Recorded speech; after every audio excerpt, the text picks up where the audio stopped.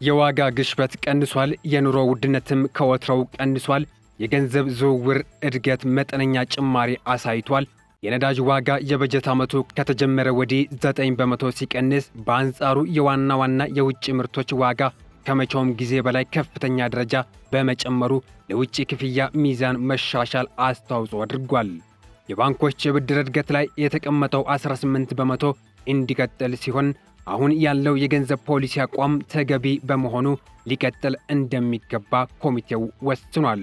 ሰላም ጤና ይስጥልን። የተከበራችሁና የተወዳችሁ የገበያ ሚዲያ ቤተሰቦች መግቢያችን ላይ ቀንጨብ አድርገን ያሰማናችሁ መጋቢት 16 2017 ትላንት አመሻሽ የኢትዮጵያ ብሔራዊ ባንክ ካወጣው ሰበር መግለጫ ውስጥ የተወሰደ መረጃ ሲሆን የኢትዮጵያ ብሔራዊ ባንክ ገንዘብ ፖሊሲ ኮሚቴ ሁለተኛውን ስብሰባ መጋቢት 16 2017 ካካሄደ በኋላ አመሻሽ ያወጣውን ሙሉ መግለጫ ይዘን ቀርበናል። እንድትከታተሉን እየጋበዝን ሙሉ መግለጫውን ማቀርብላችሁ ግርማ ጉዲሳ።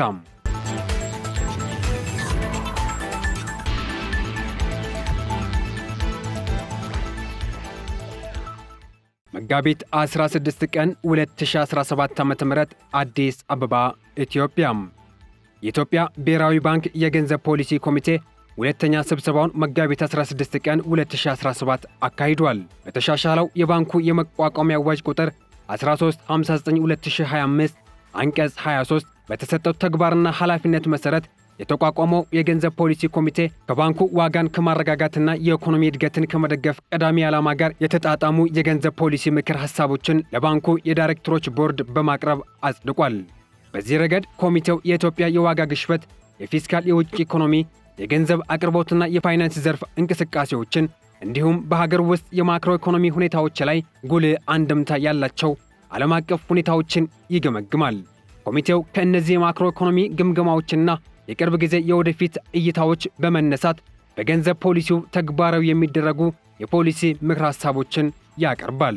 በዚህ መሠረት ኮሚቴው የገመገማቸው አባይት ጉዳዮች የሚከተሉት ናቸው። የዋጋ ግሽበት።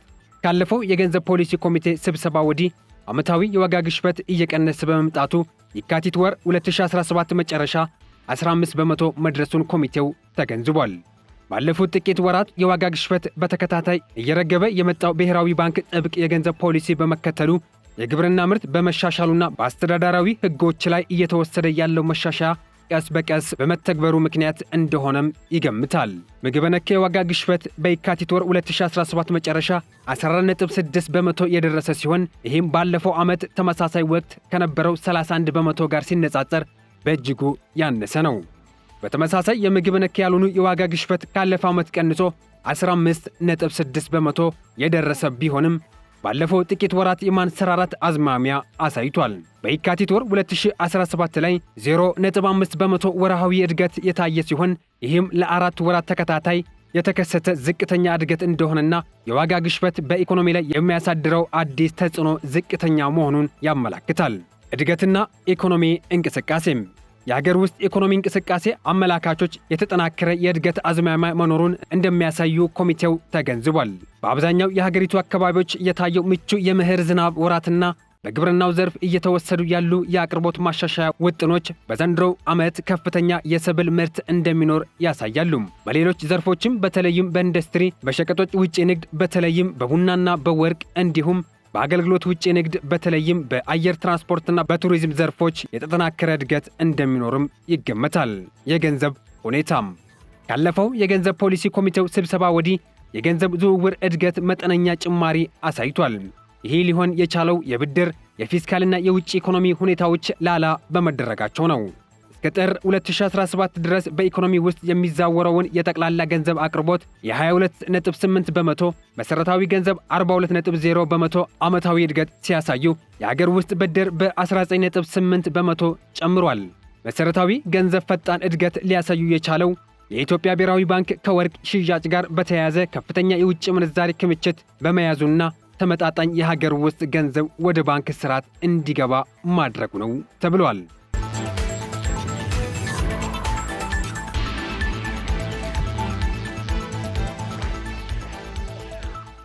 የወለድ ተመን ሁኔታም በገበያ ላይ የተመሰረቱ አጭር ጊዜ የወለድ ተመኖች ለመጀመሪያ ጊዜ ከዋጋ ግሽበት በላይ መሆናቸውን ኮሚቴው ተገንዝቧል። ለምሳሌ የ364 ቀን የመንግስት የግምጃ ቤት ሰነድ የወለድ ተመን አምና ታህሳስ ወር መጨረሻ ላይ ከነበረበት 15.9 በመቶ ዘንድሮ የካቲት ወር 2017 መጨረሻ 17.7 በመቶ ደርሷል። ባንኮች እርስ በራሳቸው የሚበዳደሩበት ገበያ አማካይ የወለድ ተመን የካቲት ወር ላይ 16.7 በመቶ የደረሰ ሲሆን ይህም በብሔራዊ ባንክ ባስቀመጠው የ15 በመቶ የወለድ ተመን ክልል በ3 በመቶ ያነሰ ወይም ከፍ ያለ ውስጥ ይገኛል። በባንኮች መካከል እየተደረገ ያለው የገንዘብ ግብይት መጠን በፈጣን ሁኔታ ማደጉን ቀጥሎ በየካቲት ወር 2017 መጨረሻ ብር 338.8 ቢሊዮን ደርሷልም ተብሏል። የባንክና የፋይናንስ ዘርፍ መረጋጋት። የባንክ ዘርፍ ዝቅተኛ የተበላሸ ብድርና በቂ ካፒታል ያለው በመሆኑ ጤናማና የተረጋጋ እንዲሆን ኮሚቴው ገምግሟል። ይሁን እንጂ አንዳንድ ባንኮች በተወሰነ መልኩ የጥሬ ገንዘብ እጥረት ይታይባቸዋል። ይህም የሆነው በተወሰኑ ባንኮች ዘንድ የብድርና የተቀማጭ ሂሳብ ጥምረት ከፍተኛ መሆኑን ነው። ነገር ግን የባንክ ለባንክ የገንዘብ ግብይትና በብሔራዊ ባንክ በኩል ቋሚ የብድር አገልግሎት መጀመራቸው የአንዳንድ ባንኮች ችግር እየተቀረፈም ይገኛልም ተብሏል። የፊስካል ሁኔታም ጥንቃቄ የተሞላበት የፊስካል ፖሊሲ ስርዓት መተግበሩን ቀጥሏል።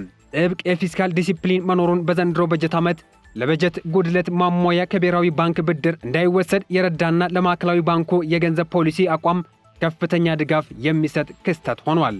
የውጭ ኢኮኖሚ ዘርፍ የውጭ ኢኮኖሚ ዘርፍ እንቅስቃሴ ትልቅ መሻሻል እንዳሳየ ኮሚቴው ተገንዝቧል። በመሆኑም ባለፈው ሐምሌ ወር 2016 በተደረገው የውጭ ምንዛሪ ተመን ማሻሻያ ምክንያት የሸቀጦችና የአገልግሎቶች ወጪ፣ ንግድና ሐዋላ እንዲሁም የካፒታል ሂሳብ ከፍተኛ እድገት በማሳየታቸው የከረንት አካውንት በመጀመሪያ የበጀት ግማሽ ዓመት ትርፍ አሳይቷል።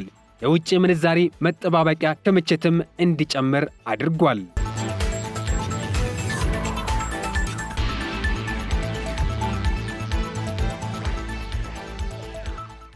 ዓለም አቀፍ ሁኔታዎች እንደ አውሮፓውያን አቆጣጠር በ2025 እና በ2026 ተጠናክሮ እንደሚቀጥልና 3.3 በመቶ እድገት እንደሚያሳይ የዓለም የገንዘብ ድርጅት የጥር ወር መረጃ ያመለክታል። በአንጻሩ ዓለም አቀፍ የዋጋ ግሽበት እንደ አውሮፓውያን አቆጣጠር በ2025 ወደ 4.2 በመቶ እንዲሁም እንደ አውሮፓውያን አቆጣጠር በ2026 ደግሞ ወደ 3.5 በመቶ ዝቅ እንደሚልም ተተንብዮአል። ይሁን እንጂ ከቅርብ ጊዜ ወዲህ የሚንጸባረቁ የጂኦፖለቲካ እንቅስቃሴዎችና አለመረጋጋት በዓለም አቀፍ የታሪፍና የንግድ እንቅስቃሴዎች ላይ በሚያሳድሩት ተጽዕኖ የዋጋ ግሽበት ሊባባስ ይችላል። አሁን ያለው የዓለም የሸቀጦች ዋጋ በጥቅሉ ለሀገራችን ምቹ ነው ሊባል ይችላል። ለምሳሌ የነዳጅ ዋጋ የበጀት ዓመቱ ከተጀመረ ወዲህ 9 በመቶ ሲቀንስ፣ በአንጻሩ የዋና የውጭ ምርቶች ዋጋ የቡናና የወርቅ ከመቼውም ጊዜ በላይ በከፍተኛ ደረጃ በመጨመሩ ለውጭ ክፍያ ሚዛን መሻሻል አስተዋጽኦ አድርጓል። የገንዘብ ፖሊሲ ኮሚቴው ግምገማና ውሳኔም ምንም እንኳን የቅርብ ጊዜ የዋጋ ግሽበት ሁኔታ አበራታችና የመርገብ አዝማሚያ ቢያሳይም አሁንም ቢሆን የዋጋ ግሽበቱ ከፍተኛና በመካከለኛ ጊዜ ሊደረስበት ከታሰበው የነጠላ አሃዝ ግብ በላይ መሆኑ አሁንም ቢሆን ጠበቅ ያለ የገንዘብ ፖሊሲ መጠቀም አስፈላጊ እንደሆነ የገንዘብ ፖሊሲ ኮሚቴው ተገንዝቧል። የኢትዮጵያ ብሔራዊ ባንክ የዋጋ ግሽበቱን ትርጉም ባለው መልኩ ለመቀነስ በሙሉ ቁርጠኝነት እየሰራ ይገኛል። በመሆኑም የዋጋ ግሽበት በቀጣይ ባሉት ወራቶች ቅናሽ እንዲያሳዩ ጥንቃቄ የተሞላበት አካሄድ እጅግ አስፈላጊ መሆኑን ኮሚቴው በአጽንኦት ያምናል። ከዚህ በተጨማሪም በኮሚቴው አመለካከት ጠንቃቃ የገንዘብ ፖሊሲ መከተልን አስፈላጊ ማክሮ ገጽታዎች አሉ።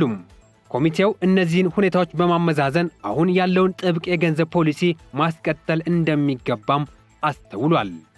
የገንዘብ ፖሊሲ ኮሚቴ ግምገማና የውሳኔ ሐሳብ እስካሁን የታየው የዋጋ ግሽበትን የመቀነስ ጥረት አበራታች ቢሆንም የዋጋ ግሽበት አሁንም ቢሆን ከተጠበቀው በላይና በመካከለኛ ጊዜ ከሚደረስበት ነጠላ አሃዝ ከፍ ያለ መሆኑን ኮሚቴው ተረድቷል። በመሆኑም የዋጋ ግሽበት ትርጉም ባለው መልኩ እስኪቀንስ ድረስ አሁን ያለው የገንዘብ ፖሊሲ አቋም ተገቢ በመሆኑ ሊቀጥል እንደሚገባ ኮሚቴው ተስማምቷል። እንዲሁም ከቅርብ ጊዜ ወዲህ የሚታዩ የውጭ ምንዛሪ አስተዳደር ጉዳይ ልዩ ትኩረት ሊሰጠውና ወደ ኢኮኖሚው የሚገባው የገንዘብ መጠን በገንዘብ ፖሊሲው ላይ ያልተፈለገ አሉታዊ ተጽዕኖ እንዳያሳድር መጠንቀቅ እንደሚያሻ ኮሚቴው አምኖበታል። ከነዚህ ግምቶች በመነሳት ኮሚቴው የሚከተሉትን የገንዘብ ፖሊሲ ምክር ሐሳቦች ለቦርድ አቅርቦ አስወስኗል።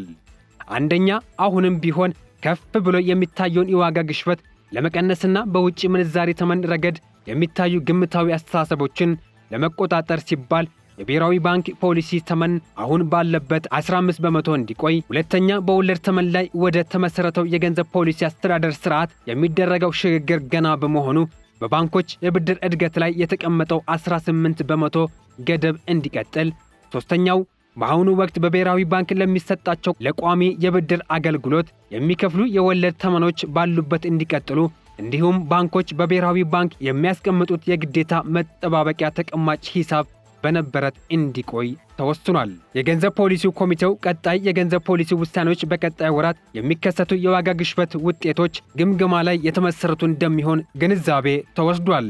በቀጣዩ የኮሚቴው ስብሰባ ሰኔ ወር 2017 መጨረሻ ላይ እንዲሆን ተወስኗል። የገንዘብ ፖሊሲ ኮሚቴ የኢትዮጵያ ብሔራዊ ባንክ መጋቢት 16 ቀን 2017